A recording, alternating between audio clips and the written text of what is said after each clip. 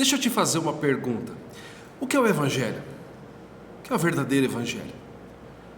Se você é um cristão, se você frequenta a sua igreja, certamente essa é uma palavra que, soando aos seus ouvidos, chegando aos seus ouvidos, você já entende, eu já ouvi. Mas você há de concordar comigo que não é uma palavra que faz parte do cotidiano da vida da maioria das pessoas. Os nossos amigos, os nossos parentes, aqueles que não frequentam a igreja, eles não ouvem essa palavra muitas vezes, né? Vai ser muito difícil esses amigos e parentes estarem aí assistindo o seu programa de notícias favorito e ouvir alguém falando sobre o Evangelho de Jesus, o Evangelho pregado nas igrejas. Mas para nós é uma palavra que nós conhecemos, não é verdade? Então eu queria que nesse vídeo a gente pensasse um pouquinho sobre isso. O que é o Evangelho? O que é o verdadeiro Evangelho? Nós entendemos, eu preciso do Espírito Santo para entender de fato o que esta palavra significa.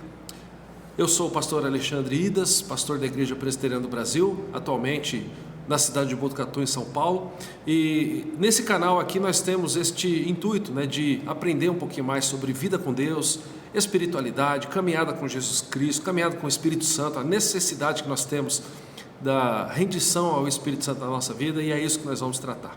Pois bem, se você parar e pensar nessa palavra, você já deve ter ouvido o professor da escola bíblica dominical, o pastor, o pregador na sua igreja, falar sobre o Evangelho de Jesus Cristo.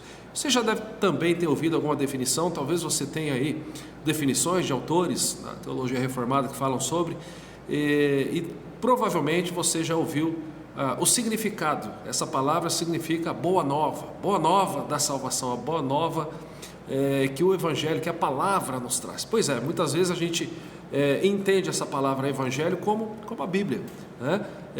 Mas a Bíblia mesmo fala sobre isso. Você quer ver uma coisa? Se você abrir lá a carta de Paulo aos Romanos, capítulo 1,16, ele diz: porque eu não me envergonho do Evangelho, porque é o poder de Deus para a salvação de todo aquele que nele crê, primeiro do judeu e também do grego. Pois é, e aí Paulo está mostrando para nós que não é apenas um livro físico, mas é uma mensagem. Eu não me envergonho desta mensagem, esta boa nova. Agora, sabe qual que é o grande problema? O grande problema é que muitas vezes nós não ouvimos o Evangelho na sua totalidade.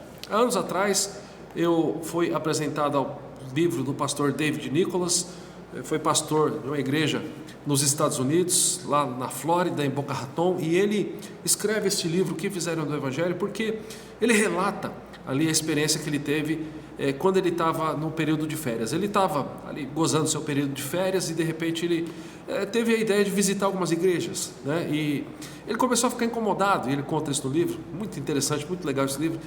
E ele ficou incomodado com o quê? Com o fato de que a maioria dos sermões que ele ouvia nas igrejas, onde ele estava frequentando nesse período de férias, os pregadores ali não falavam sobre o Evangelho na sua totalidade.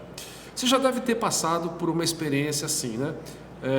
Às vezes um visitante na igreja, ou talvez um amigo, um parente, pelo qual você está orando para ele ter uma vida com o Senhor. Imagine que ele está na igreja com você e de repente ele ouve o pregador no meio do sermão, no meio do culto, dizer: porque o Evangelho de Cristo, e aí ele te dá uma cutucada assim com o braço.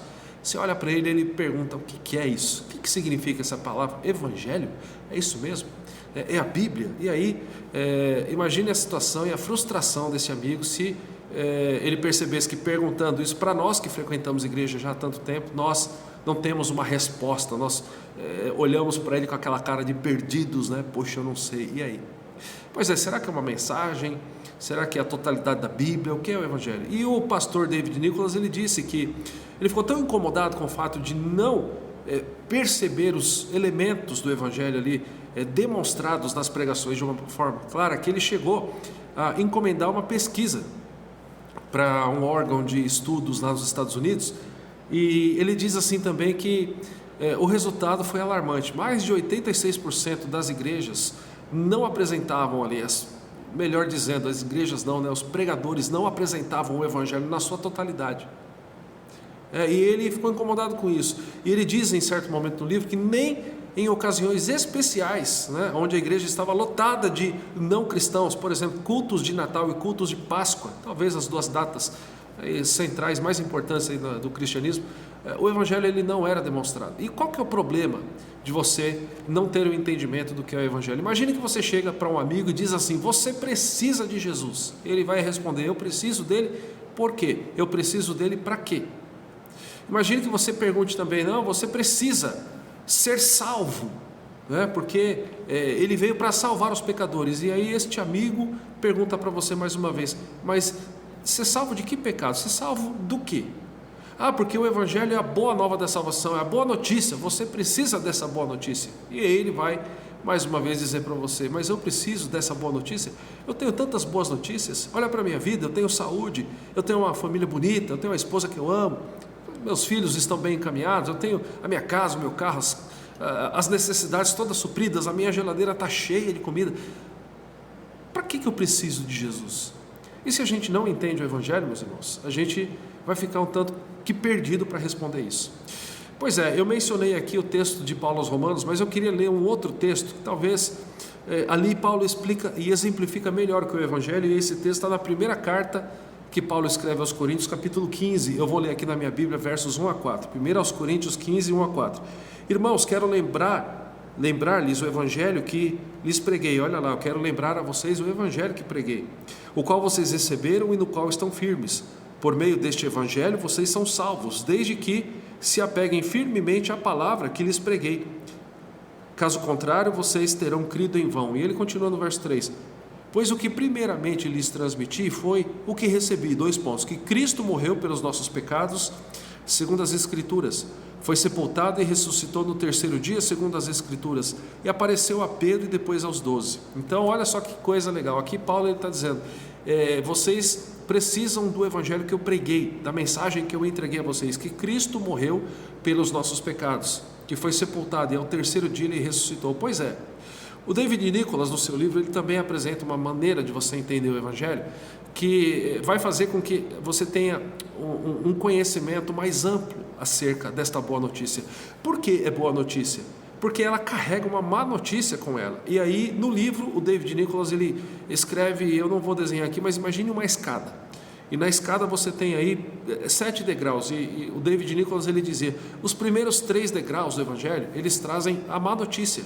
A má notícia de que o pecado entrou na história da humanidade e que nós somos pecadores, pelo menos em 2 perspectivas: por hereditariedade, porque o nosso primeiro pai Adão pecou, Paulo vai dizer aos Romanos, porque todos pecaram e carecem da glória de Deus, e também nós pecamos por opção. Na nossa igreja eu brinco, imagino que você participou do culto da sua igreja, cantou grande ao Senhor e muito digno de louvor, ah Senhor eu te amo, e aí você está cheio do Espírito Santo, você está cheio da presença de Deus, entra no seu carro, passa um motoqueiro e o motoqueiro dá uma fechada e o motoqueiro bate o pé no seu retrovisor e quebra, e aí a gente já percebe o pecado que habita dentro da gente, a raiva. Parece que de um segundo, de um instante para o outro, passamos daquele sentimento de alegria em Deus para aquele sentimento de raiva. Alguns chegam a dizer, tomara que encontre um poste lá na frente. Olha só que coisa, né? Mas muitas vezes a gente age dessa forma. E entendendo o Evangelho, nós entendemos que ele é uma boa notícia de salvação, porque nós somos pecadores, o pecado entrou na nossa vida. O segundo degrau, o primeiro é o degrau do pecado, o segundo é da morte. A morte, ela acontece por causa da justiça de Deus, por causa da retidão de Deus. Deus, ele não é, como nós temos visto nos nossos dias, juízes que são parciais. Deus não é injusto. Imagine que na sua cidade o juiz da cidade ele determine, hoje quem for pego dirigindo, e fazendo uso do telefone celular vai perder a sua carteira de motorista. E aí de repente o filho desse juiz é flagrado dirigindo o seu carro, e fazendo uso do celular, falando ao telefone celular dirigindo. O próprio pai dele, o juiz, ele havia dito, quem for pego vai tirar a carta, mas aí apresentam para ele, o juiz, mas é seu filho, deixa eu dar um jeito aqui. Mas Deus, ele é justo, ele não é injusto. E ele havia dito para Adão no jardim do Éden, não coma da árvore do conhecimento do bem e do mal, porque se você comer, certamente você vai morrer. E o que Adão fez? Adão desobedeceu, a gente conhece essa história. E aí, por hereditariedade, nós somos pecadores, nós herdamos essa natureza de pecado. Pois eu estou contando aqui a história do Evangelho. E a história deste pecado que tem como consequência a morte, porque Deus havia dito que isso iria acontecer. E aí, seguindo a nossa escadinha, o David Nicholas diz que existe ainda um terceiro degrau das más notícias, da má notícia que o Evangelho traz. Sabe que má notícia é essa? Sabe que degrau é esse? É o degrau das obras. As nossas boas obras não funcionam. E tem gente, meu irmão, minha irmã, que pensa que vai ser salvo por conta das suas boas obras. Tem gente que hoje não crê mais na igreja. Eu gosto muito do livro do pastor norte-americano Craig Groeschel também, o livro Cristão Ateu, que ele diz ali no livro, o subtítulo é Crendo em Deus, mas vivendo como se Ele não existisse. E o pastor ali ele conta que nos capítulos, eu creio em Deus, mas não na oração, eu creio em Deus, mas não conheço Deus, eu creio em Deus, mas não creio na igreja. Às vezes a pessoa lida com uma frustração e ela se pensa melhor do que aqueles que fizeram com que ela se sentisse frustrada, e a pessoa diz assim: eu vou viver na minha casa, porque eu sou uma pessoa correta, eu sou um homem de Deus, eu sou um homem que lê a Bíblia todos os dias, eu sou um homem pagador dos meus impostos, cuido bem da minha família, não traio a minha esposa, sou um bom vizinho. É claro que se eu morrer eu vou para o céu. O Evangelho mostra para nós que não. Sem Cristo nós estamos completamente perdidos. Então você imagine, é uma escadinha, são degraus, que essa palavra Evangelho ela traz consigo. O Evangelho só é uma boa notícia, e a pessoa só vai entender que o Evangelho é uma boa notícia se ela entender que sem Cristo ela está perdida, se ela entender que o pecado faz parte da sua natureza, e que se ela não tiver um encontro com Cristo, ela vai para o inferno. Por quê? Porque Deus é um Deus justo, que diz que se o homem pecasse, ele morreria, e o salário do pecado, o apóstolo Paulo diz, é a morte. Então não dá para descansar nas nossas boas obras achando que elas vão resolver a questão. Nós precisamos de um intercessor, nós precisamos de um substituto. E aí a gente começa a olhar para a questão da boa notícia que de fato o Evangelho traz. Ele é boa notícia porque o próximo degrau, o primeiro da boa nova, é a notícia do amor, porque Deus nos amou a ponto de providenciar um substituto para morrer por nós. Lembra que Paulo diz: o salário do pecado é a morte? Lembra que Deus havia dito para Adão: porque se você pecar certamente você morrerá? Pois é, o Evangelho nos mostra a notícia de que Deus nos amou tanto que decidiu providenciar um substituto para nós, um substituto que nos amou entregando a vida a nós, morrendo na cruz no nosso lugar. Então aquela dívida que era minha, impossível de ser paga com as minhas próprias mãos, ela foi paga por Jesus. O amor, o próprio Deus, o Filho de Deus, Deus Pai, Filho e Espírito Santo, a Trindade presente na salvação. Esse é o primeiro degrau da boa notícia. O segundo aponta diretamente para Cristo, a sua deidade, a sua humanidade. Deus que se fez homem e habitou entre nós, o Deus que veio com a missão de nos resgatar, entregando a vida dele no lugar da nossa própria. Aquela cruz, ela merecia estar pendurado nela, ela foi feita para mim e para você, mas o Senhor entregou a sua vida lá. E depois o terceiro degrau, o próprio degrau propriamente dito da cruz, porque ali na cruz os nossos pecados foram atribuídos a Jesus, ali ele foi punido e ali ele morreu a nossa morte. Então, quando você entende de uma maneira, eu estou falando aqui de uma forma muito resumida, porque o nosso vídeo é curto, mas quando nós entendemos o Evangelho, quando nós entendemos a má notícia que está atribuída à questão da salvação, se você tiver a condição de explicar assim para uma pessoa que não conhece Jesus, ela vai perceber por que é boa notícia, porque existe uma má notícia enorme. Sem Cristo, o homem e a mulher, o ser humano está completamente perdido, e aí a gente precisa disso, nós precisamos entender. Então, o Evangelho não é simplesmente ir à igreja, meus irmãos, o Evangelho não é simplesmente prosperidade, o Evangelho não é algo que está desassociado desta entrega a este Cristo que morreu por mim, para pagar esta má notícia, a má notícia do pecado que se fez presente na minha história, do pecado que me levou à morte e do pecado que demonstrou o amor de Deus, porque Ele entregou o próprio Filho para morrer no nosso lugar. Pois é, a gente vai continuar falando sobre isso. Nos próximos vídeos nós vamos trabalhar na questão de como é que a gente pode viver esse Evangelho, como nós devemos nos render a isto, para que essa boa notícia, para que essa grande história traga de fato a transformação. E a gente vai continuar trabalhando a questão que está no meu livro aí, De Volta ao Verdadeiro Evangelho, o papel do Espírito Santo no processo de transformação do discípulo de Cristo, do nosso discipulado, o o que é que nós precisamos e o quanto que nós dependemos da ação de Deus em nós e o quanto nós devemos buscar essa ação para de fato vivermos esse Evangelho, para entendermos na nossa vida, na nossa caminhada, que esta boa notícia é presente e para que a gente, com esse entendimento mais amplo, a gente possa então pregar o Evangelho de forma clara, de forma íntegra, na sua totalidade, para que as pessoas compreendam esta grande boa notícia.